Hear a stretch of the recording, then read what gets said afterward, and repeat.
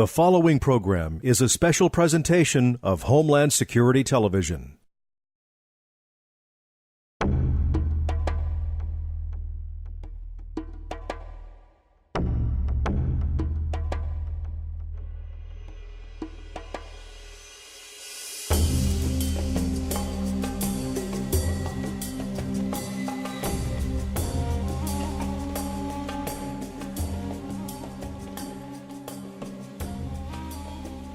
Doing a traffic stop as a cop, and we see somebody who is dressed a little bit different, or has a Quran on the dashboard, or he's listening to some chanting of music, or chanting of anything, right away we're suspicious. Immediately we're concerned. Immediately we think this guy's a terrorist. And it's a terrifying possibility. It's a terrifying reality. And unfortunately for those deputies and those police officers that are out there on the street, they're going to be the ones that roll up on it. It's not going to be the feds.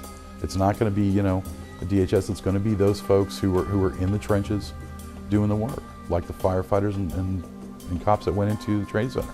Intelligence that I see and have had the opportunity to see, whether it was with the Sheriff's Office or the Domestic Security Task Force, they're alive and well and operating in this country. But the majority of the people in the United States that come here on behalf of one of the terrorist organizations are the folks that set up the infrastructure.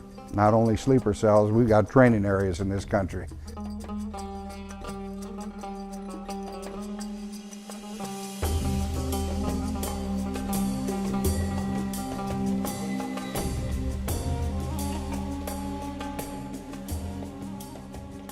I think since 9/11, everybody has been focusing on terrorism in the Middle East, and terrorism hasn't just started in 2001. It began many, many years ago, and of course we had terrorism in the United States.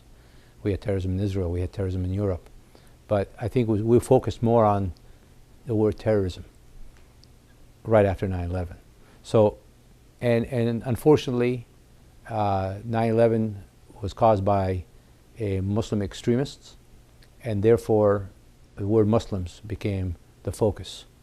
If there were other faith, we would probably have focused and considered other faith. But since Muslims were the actual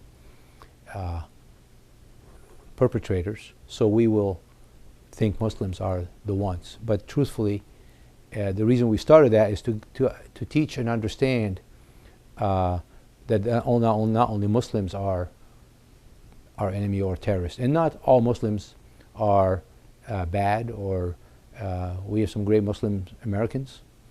We have great Christian Americans. We have great Jews who are Jewish Americans. So we want just to take that away. That was the first statement, just to kind of clear the deck and start fresh. It's such a tough profile. When September 11 happened, the biggest concern that we had from a law enforcement perspective was what was the retaliation going to be on those people of the Islamic faith in any community, not just Orange County. And because it wasn't those people that were on those planes. Not every person who worships Allah is an extremist. There unfortunately is a large segment, but it's not all of them. And like the Japanese in World War II, you can't just round everyone up and stick them in camps. It's just not realistic. It's not the right thing to do. So it's a very tough thing to segment for people. Getting on an airplane, sitting next to someone who clearly is wearing garb that represents a Middle Eastern philosophy or Middle Eastern or culture is very nerve-wracking for a lot of people. Understand that. But that doesn't make them a bad guy. One of the important piece of the training is when you walk away understanding the culture. Maybe some words. If I came and greeted you in different language, and I spoke in your language, although my background is, I'm an American, and I happen to say something in Arabic, to greet you in Arabic, immediately I have captured a warmth in your heart. Not necessarily a warmth of friendship, but a warmth that I'm trying to say hello, or to open my arms.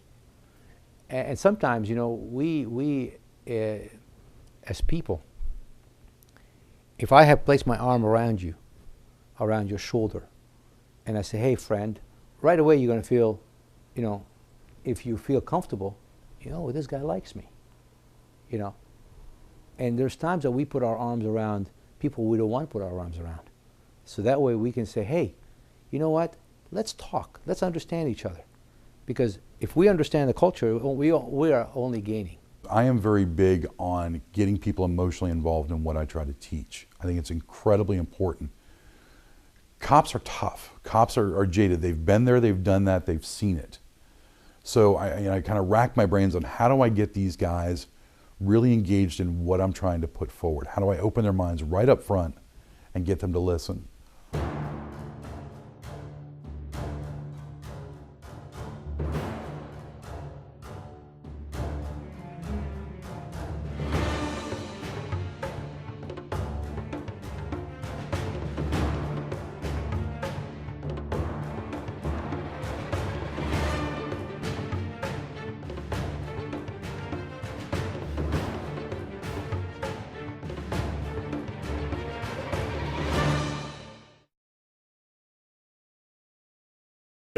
.261, copy of 13P at the Magic Kingdom Ticket Center. Go ahead. 13P is a Hispanic male who appears to be upset, ranting and pacing around. Subject is about 5'7", last seen wearing an oversized white shirt, a brown jacket, and dark slacks. Last seen in the area of the ticket center by the gift shop. Meet with security at the shop. 10-4 on 1051 from 535 and Hotel Plaza Boulevard. County 261. 261, go ahead. 1097. 10-4. Security is advising that the subject has moved over to the monorail main entrance. 10-4. County 261. 261, go ahead. 1012, and he is not a Hispanic male. Seems to be of a Middle Eastern background. And he's speaking differently, not Spanish. Can you? 261, go ahead. 261. 261.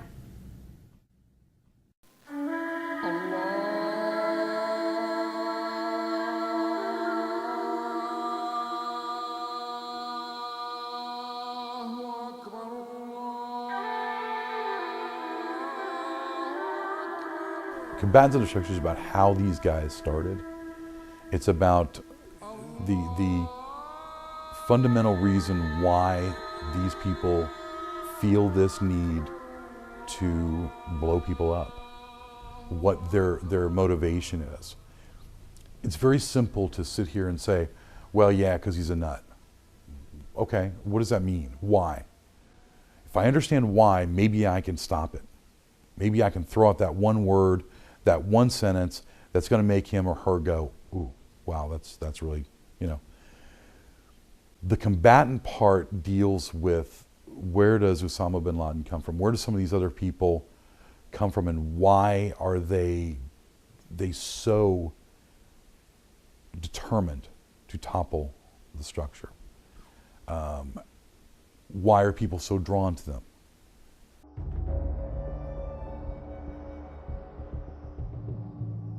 The methodology that's used by the terrorist organizations is a military intelligence methodology.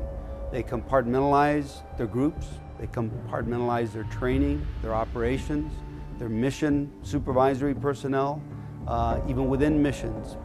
Some of the people on the mission may receive disinformation about what they're supposed to be doing and why they're doing it, as compared to perhaps the cell leader who understands what the overall mission is. And one of the things that we've seen in America, in the United States, in the time that I was involved in counterterrorism, is that infiltration is the key.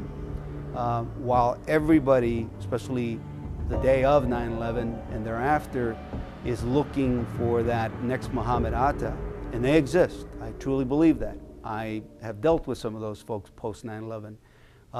For every one of those, you probably have 10 of the folks that never touch a bomb, never handle a bullet, and will never touch a Kalashnikov.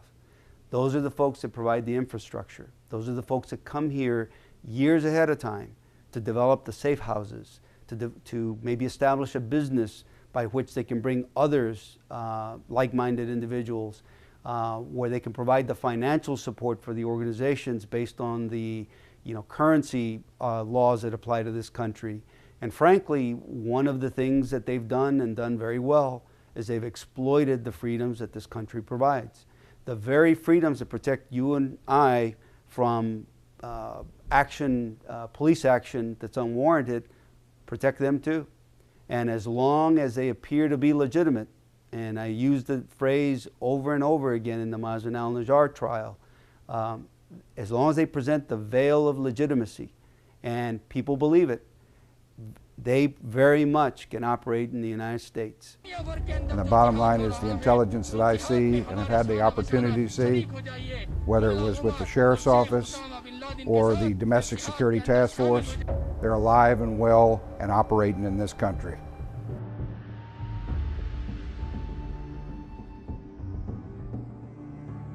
Not only sleeper cells, we've got training areas in this country. And people need to focus on that, and law enforcement needs to make sure that they've got the proper resources that can deal with collecting that intelligence and working with the federal authorities so that you can prevent something from happening. Regardless of color, regardless of economic status, the great criteria is your creed, your faith. We have to take advantage of this and be inspired that if they offer us the sun or the moon or a nice raise or a passport or a house in the suburbs or even a place to pray at the job, on condition that we stop calling for Islam as a complete way of life. We should never do that, ever do that, unless and until Islam becomes victorious or we die in the attempt. One point of our course that what we use is to educate some of our intelligence officers. When you are monitoring or you want to know something about a neighborhood and you happen to be living, or you want to monitor a mosque, let's say, it's really simply easy by sitting in the parking lot monitoring and seeing what kind of congregation this imam is attracting. If you see the population of 25 years old and younger, predominantly, of course, young men, then you know the imam is teaching he's teaching radical message. If you see a mosque that is attracting a variety of crowd, 25, 45, 50, 60, and all kind of background, Pakistanis, Indians, Arabs, then you know the imam is a moderate. We've seen radicalization on college campuses. We've got information of them practicing at their own training camps, running training camps for kids during the summer, kids at 12 and through the teenage years. That's all realistic stuff. And what people need to realize, and what probably they don't see in America every day, is how radical this is. Well, I can tell you how radical it is. When you can go into a school and bomb a school set aside for girls in Afghanistan, or go in when classes are going on and they're pouring acid on their face. That's real. And in this country, we have a tendency to look the other way because it's not happening to us every day. And we have already forgot what happened in 2001. And it's time to bring it back to the forefront, because our folks are dying every day over in Afghanistan and Iraq to try to keep that from coming back to the soils of the United States. Well, in terms of methodology, I'll give you an example of a real-life case that I dealt with. The FBI and my group were working jointly on a couple of different matters. Certain people were being looked at. And one of those people was returning from a trip abroad, was returning back to the United States. FBI came to see me and said, look, we're on him. We know he's on this flight. We know he's landing. Are we going to be able to do something with him? And the decision was being made as to whether or not a silent hit would be used, whether he would be followed, whether an extended methodology of surveillance was going to be used, versus whether we're going to take him at the airport, prevent the person from entering, and doing what we're going to do with him. And the fundamental issue, or the fundamental question that had to be asked is, why is he coming back? What's he up to? And one of the first things that I asked the FBI agents that were in front of me, I said, did you review the flight manifest, which they already had in their possession? They said, of course we did. We know he's on the flight. I said, no, not for him. We know he's on. I said, did you review it for the second guy that's coming with him? And his two very good agents looked at each other and said, what are you talking about?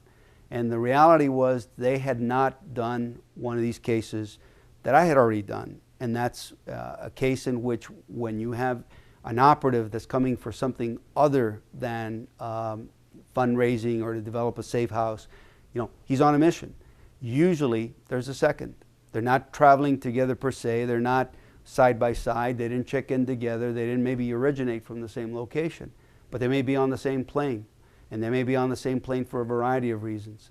The second may be a distraction for anybody trying to watch the first. The second may be watching the first to ensure that the first is doing what he or she's been required to do as part of the mission.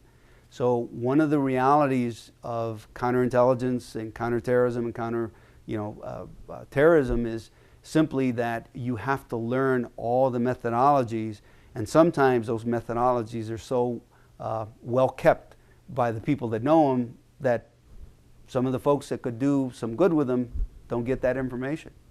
Put the sun in my right hand and the moon in my left, on the condition that I abandon this course until Allah subhanahu wa ta'ala has made me victorious, or I perish. I will never ever abandon. One of the greatest, I think, point that we bring across from this book, or this manual, is to understand our own radicalization. People who will come here, and you will never know in a million years who they are. They will congregate in the United States, what we are concerned about. And they will not only congregate here, but they will build from ground zero, if you will. They will build a whole operation. It may take them years. It may take them 10 years. It may take them 20. They will put their children through colleges, and they will grow to be older men. But the ultimate is to do their job for Allah. And that's something that we are all aware of, radicalization in the United States. They would look, they'll come out of the GQ magazine. They may have nice Italian suits on. You're not going to know who they are if we don't do our homework, if we don't study their backgrounds. Asset recruitment deals with a couple of different aspects. Number one, it deals with the actual recruiting of people, of kind of what we were talking about before, about getting these people, these young males, involved in these processes at an early age. But it also deals with at least the beginning of the collection of intelligence, about going out and looking and finding these kids who are ripe for the picking, and creating the circumstances where they will martyr themselves for Allah. The irony to me is that the people that are doing the recruiting are not the ones pressing their own buttons, which is, that is what it is. But it starts dealing pretty in depth into, what the characteristics are, why these kids are ripe for what they're being chosen for, and continues to establish the mindset of why they're going to make this ultimate sacrifice, and why they're going to take as many people with them as possible.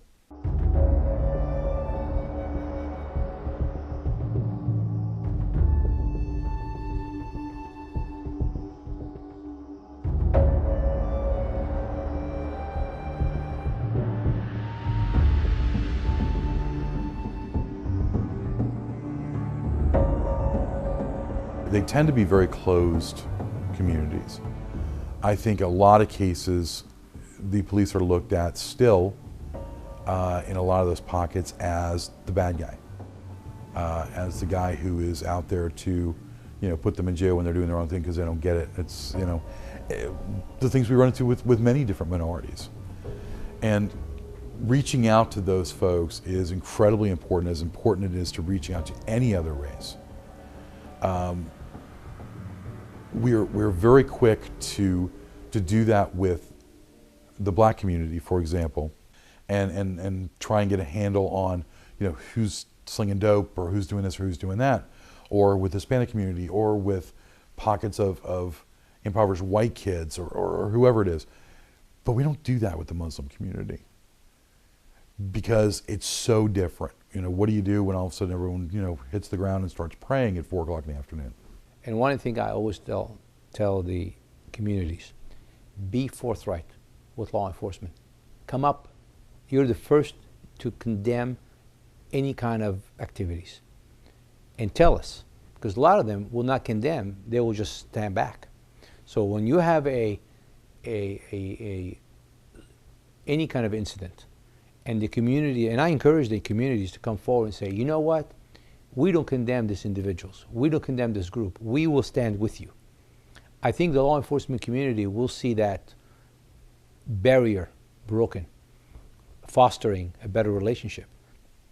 And the example that we use when we talk about this one is, if you've got a domestic violence or a domestic disturbance, let's say at a Muslim home, a female deputy responds, female officer responds. Is it going to escalate the issue because she's a female? Possibly. Should she be something else than a police officer? No. But is there a better way to go about it? If I go to somebody's home and I'm a friend, and he's a Muslim, I will never interact with his wife, ever. I walk in the house, he greets me at the door, his son will greet me at the door, I will sit with him, I will never see his wife or children. They will be somewhere hiding. Not so much hiding, but they will not be visible. His boys will actually serve coffee and tea and get you your cookies. And now, once you develop a better relationship, they'll invite you back and you'll be able to meet the rest of his family. But until he is comfortable with you. So the culture is pretty much like chain of command. If you, as a police officer or a CBP officer or an agent, knock on somebody's door, you need to talk to the man of the house. A woman is not going to come to the door. If somebody's coming through the border and you're about to interview them, that split second you have to realize who they are. They have their B1, B2 visa, or whatever they're coming in. You need to also, again, talk to the man. And what we are learning, and we're doing a great job understanding the culture in our government, is understanding how do we deal with this person. We don't separate the kids from their mother. We don't talk to the mother, we talk to the father. And through the father, we will get to the mother. And that's just the way the culture is. There's no ifs or buts.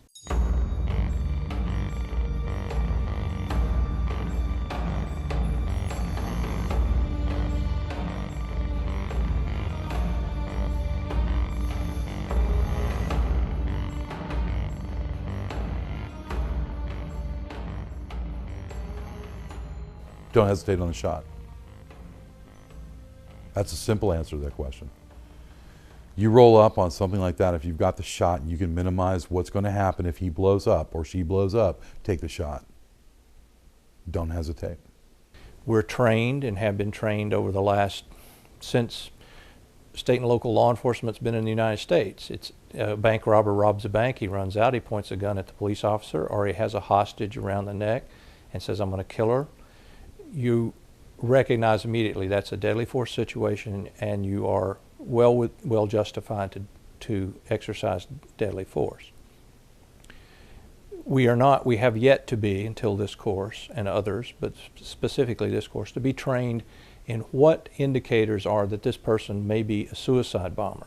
If he is, the potential of death and great bodily harm to a vast number of people, not just one hostage or 2 or 3 police officers in front of a bank, but we're talking tens, hundreds of people are an imminent threat of death or great bodily harm.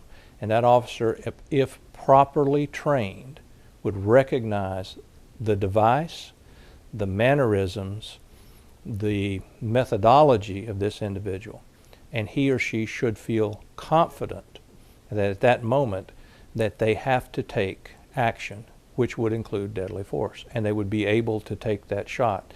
Hesitation is death in this business. The normal reaction of a cop is they're always going to try to protect themselves and the lives of others. But in a suicide bombing situation, you have to take it one step further, and that is you need to stop the threat.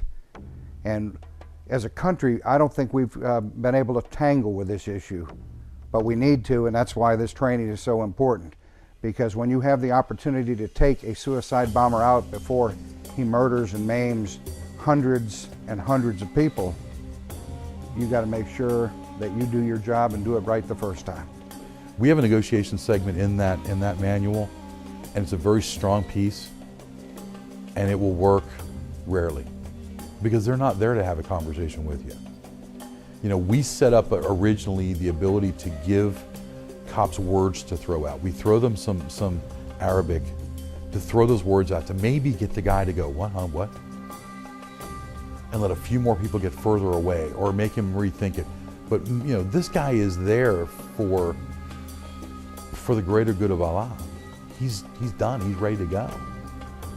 He's strapped, he's taken whatever medication he's gonna take. He's glassy-eyed, and he's ready to push that button or let go of that button. There's 1.8 billion Muslims around worldwide. There's 10% of these individuals who are not only serious, they're adamant. They may wait 40 years to get us, but they will get us if we do not understand what Islam or Muslims are all about.